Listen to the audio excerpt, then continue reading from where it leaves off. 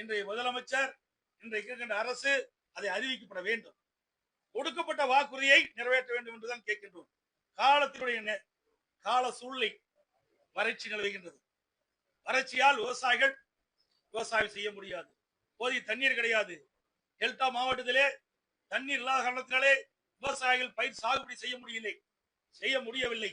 தமிழகம் முழுவதும் மழை பொழிவு இல்லாத காரணத்தினாலே இன்றைக்கு கடுமையாக விவசாயிகள் பாதிக்கப்படுகின்றார்கள். இதெல்லாம் கருத்திலே கொண்டு இந்த அரசு வேளாண் பட்ஜெட் 6ஆம் தேதி வருகின்றது. அந்த வேளாண் பட்ஜெட்டிலே கடன் தள்ளுபடி செய்கின்ற அறிவிப்பை வெளியிடப்பட வேண்டும். அப்படி வெளியிடப்படாவிட்டால் தமிழ்நாடு தழுவிய மிகப்பெரிய விவசாயிகளுடைய ஆதரவை திரட்டி கடன் தள்ளுபடி செய்கின்ற ஒரு நோக்கத்தோடு அனைத்து இந்திய அண்ணா திராவிட முன்னேற்ற சார்பாக மாபெரும் கண்டன ஆர்ப்பாட்டம் தமிழ்நாடு முழுவதும் அனைத்து மாவட்டங்களிலும் நடைபெறும். இன்றைய முதலமைச்சர், இன்றைக்கு இருக்கின்ற அரசு அதை அறிவிக்கப்பட வேண்டும். கொடுக்கப்பட்ட வாக்குறுதியை நிறைவேற்ற வேண்டும் என்றுதான் கேட்கின்றோம். காலத்தினுடைய கால சூழ்நிலை வறட்சி நிலவுகின்றது. வறட்சியால் விவசாயிகள் விவசாயம் செய்ய முடியாது. போதிய தண்ணீர் கிடையாது.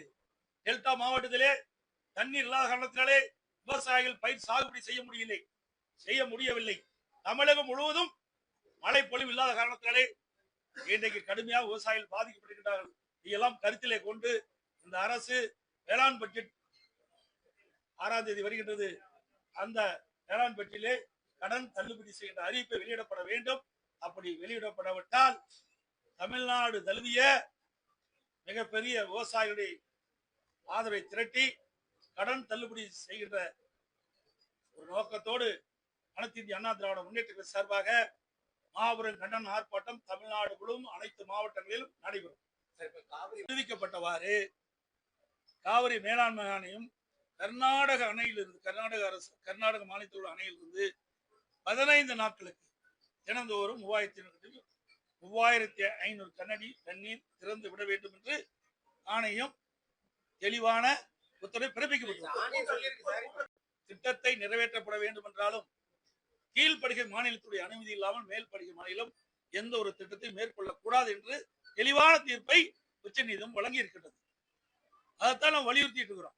1986ஆம் ஆண்டிலிருந்து 2018ஆம் ஆண்டு சட்ட போராட்டம் நடத்தி தெளிவான தீர்ப்பு வாங்கி இருக்கிறோம். உச்ச நீதிமன்றத்தில் தமிழ்நாடு அரசின் சார்பாக 13 நாட்கள் வாதம் நடைபெற்றது. கேரளா மாநிலத்தில் கர்நாடக மாநில சார்பாக 9 நாட்கள் வாதம் நடைபெற்றது. கேரளா மாநில சார்பாக 3 நாட்கள் வாதம் நடைபெற்றது. பாண்டிச்சேரி 1 நாள் நடைபெற்றது. நடுவர் மன்ற தீர்ப்பின் ஒட்டி உச்ச நீதிமன்றம் அழகான தீர்ப்பை கொடுக்கப்பட்டுள்ளது. இந்த தீர்ப்பு 15 ஆண்டுகளுக்கு செல்லும் சொல்லல. இன்றைக்கு தமிழ்நாட்டில் இருக்கிற விவசாய சங்க தலைவர்களும் அதான் சொல்றாங்க. பல எதிர்கட்சிகளும் அதான் சொல்லுது. இன்றைக்கு பெங்களூர் செல்ல வேண்டாம், ஏற்கனவே நமக்கு தெளிவான தீர்ப்பு கொடுக்கப்பட்டுவிட்டது, நீங்கள் சென்றாலும் அங்கே தண்ணீர் கிடைக்காது. ஏற்கனவே மாண்புமிகு அம்மாவில் உச்ச நீதிமன்ற தீர்ப்பின்படிதான் கர்நாடகத்துக்கு போனாங்க. ஆனா அப்போ அங்க எதுவுமே நடக்கல. நீதிமன்றம் போய் தான் நாம நீதியை பெற வேண்டிய சூழ்நிலை ஏற்பட்டது. திரு ஜோசப் விஜய் அவர்கள் தான் கேட்கணும். அதாவது இது அவரு தண்ணி திறக்கிறதுக்கு அனைத்து அரசியல் கட்சி தலைவர் கூட்ட வேண்டும் போட்டார். ஆனா இங்க இருக்கிற முதலமைச்சர் நான் மட்டும் இல்ல, அனைத்து இந்திய அண்ணா திராவிட முன்னேற்ற வேணும், விரிவான கருத்து பரிமாற்றம் செய்ய வேண்டும். அதற்காக இந்த அரசாங்கம், டிவிக்கு அரசாங்கம் அனைத்து அரசியல் கட்சி தலைவரும் அழைத்து நீங்க ஒரு கருத்தை கேளுங்க. அதோட தமிழ்நாட்டுக்கின்ற டெல்டா மாவட்டத்தில் இருக்கின்ற முக்கிய அரசியல் கட்சி விவசாய சங்க தலைவர்களையும் அழைத்து கருத்தை கேட்டு சட்ட வளரோடு கலந்து ஆலோசித்து ஒரு நல்ல முடிவை எடுக்க வேண்டும் தான் நாம் வற்புறுத்துறோம். ஆனா இது எதையுமே அவர்கள் எடுத்துக்கொள்ளவே இல்லையே. பொறுப்படுத்த நபர்களுக்கும் பத்திரிகை நபர்களுக்கும் இன்றைக்கு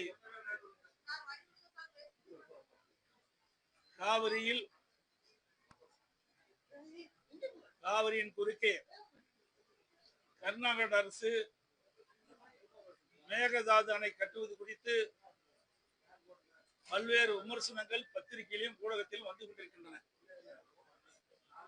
அனைத்து இந்திய அண்ணா திராவிட முன்னேற்ற கழக அரசு இருக்கின்ற காலகட்டத்திலேயே, அதாவது 2018ஆம் ஆண்டே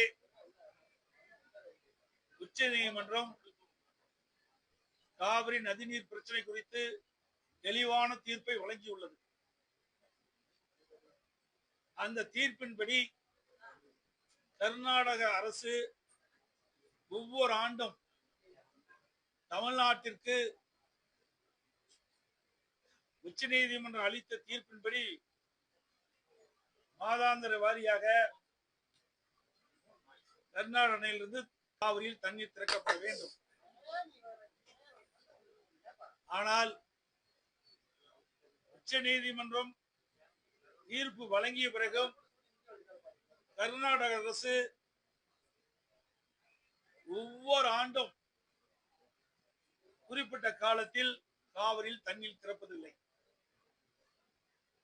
தமிழ்நாடு அரசு ஒவ்வொரு ஆண்டும் கர்நாடகத்திலே வாதாடி போராடித்தான் தண்ணீரை கர்நாடகத்திலிருந்து தண்ணீரை பெறக்கூடிய நிலை இருந்து வருகிறது. புதிதாக கர்நாடகத்திலே முதலமைச்சராக பொறுப்பேற்றுள்ள முதலமைச்சர் அவர்கள் மேகதாதிலே அணை கட்டிய தீர வேண்டும் என்று பத்திரிகையிலும் ஊடகத்திலும் செய்தி வெளியிட்டுள்ளார்கள். இது வன்மையாக கண்டிக்கத்தக்கது. இது குறித்து நான் 31/7/2026 என்று ஒரு தெளிவான அறிக்கையை நான் வெளியிட்டிருக்கிறேன். மேகதாது காவிரியின் குறுக்கே மேகதாதில் அணை கட்டப்பட்டு விட்டால் டெல்டா மாவட்டம் பாலைவனமாகிவிடும். தமிழகத்தில் 20 மாவட்டத்திற்கு காவிரி நீர் குடிநீர் ஆதாரமாக விலகிக் கொண்டிருக்கிறது. இப்படி இருக்கின்ற இந்த சூழ்நிலையில் கர்நாடகத்தில் புதிதாக பொறுப்பேற்றுள்ள முதலமைச்சர் அவர்கள் 2 மாநிலத்திற்கும் நல்லுறவுகளை சிதைக்கின்ற விதமாக இப்படி கருத்தை வெளியிடுவது கண்டனத்துக்குரியது. அதோடு 2026 சட்டமன்ற பொதுத் தேர்தலின் போது தமிழக வெற்றி கழகத்தின் சார்பாக இன்றைய முதலமைச்சர் அவர்கள் அவருடைய கட்சியினுடைய தேர்தல் அறிக்கையிலே குறிப்பிட்டிருந்தார். தமிழக வெற்றி கழகம் ஆட்சிக்கு வந்தால் விவசாயிகள் வாங்கிய, அதாவது விவசாயிகள் தொடக்க வேளாண் கூட்டுறவு சங்கத்தில் வாங்கிய பயிர்க்கடன், சிறு குறு விவசாயிகள் 5 ஏக்கருக்குள் இருக்கின்ற விவசாயிகளுக்கு அவர் வாங்கிய கடன் முழுவதும் தள்ளுபடி செய்யப்படும். 5 ஏக்கருக்கு மேல் நிலம் வைத்திருக்கின்ற விவசாயிகள் தொடக்க வேளாண் கூட்டுறவு கடன் சங்கத்தில் வாங்கிய பயிர்க்கடன் பாதி அளவு தள்ளுபடி செய்யப்படும் என்ற அறிவிப்பை கொடுத்திருக்கின்றார்கள். ஆனால் தற்போது அதற்கு மாறாக டிவிகே அரசாங்கம் சிறு குறு நடுத்தர விவசாயிகளுக்கு 5 ஏக்கர் குறைவாக இருக்கின்ற விவசாயிகளுக்கு 75,000 ரூபாய் வரை கடன் தள்ளுபடி செய்யப்படும். அதற்கு மேல் யார் கடன் வாங்கியிருந்தாலும் அந்த கடனில் பாதி 35,000 ரூபாய் தான் கடன் தள்ளுபடி செய்யப்படும் என்ற அறிவிப்பை வெளியிட்டிருக்கிறார்கள். இந்த விவசாயிகள் மிகுந்த அதிர்ச்சிக்குள்ளாகி இன்றைக்கு தமிழ்நாட்டில் இருக்கின்ற பல்வேறு விவசாய சங்கங்களும் விவசாயிகளும் ஆங்காங்கே போராட்டத்தை நடத்தி கொண்டிருக்கிறார்கள். இன்றைய தினம் மழைப்பொழிவு குறைந்து விட்டது, வறட்சி நிலவிக் கொண்டிருக்கின்றது. டெல்டா மாவட்டத்தில் விவசாயிகள் குறுவை சாகுபடி செய்ய முடியாத ஒரு நிலை. விவசாயிகளுக்கும் இன்றைக்கு வாழ்வாதாரம் பாதிக்கப்பட்டிருக்கிறது. விவசாயிகளுக்கு வாழ்வாதாரம் பாதிக்கப்பட்டிருக்கிறது. விவசாய தொழிலாளிகளும் பாதிக்கப்பட்டிருக்கிறார்கள், வேலை இல்லாமல் பாதிக்கப்பட்டிருக்கிறார்கள். ஆகவே இந்த அரசு, தமிழக வெற்றி கழக அரசு 2026 சட்டமன்ற பொதுத் தேர்தலில் விவசாயிகள் கொடுக்கப்பட்ட வாக்குறுதி நிறைவேற்றுகின்ற விதமாக வறட்சி நிலவுகின்ற காரணத்தினால் இன்னைக்கு பாசனத்திற்கும் காவிரியிலிருந்து தண்ணீர் கிடைக்காமல் டெல்டா இருக்கிற விவசாயிகள் கடுமையாக பாதிக்கப்பட்டிருக்கின்றார்கள். தமிழ்நாட்டுக்கு இருக்கின்ற அனைத்து மாவட்டத்தில் விவசாயிகளும் மழை பொழிவு இல்லாததால் விவசாய பணிகள் கடுமையாக பாதிக்கப்பட்டிருக்கிறது. விவசாயிகளுடைய வாழ்வாதாரம் கடுமையாக பாதிக்கப்பட்டிருக்கிறது. ஆகவே இந்த அரசு 2026 சட்டமன்ற தேர்தலில் கொடுக்கப்பட்ட வாக்குறுதி நிறைவேற்றுகின்ற விதமாக அந்த கடன் தள்ளுபடி செய்ய, முழுமையாக கடனுடைய விவசாயிகள் கடன் முழுவதும் தள்ளுபடி செய்ய வேண்டும் என்று வலியுறுத்துகின்றேன்.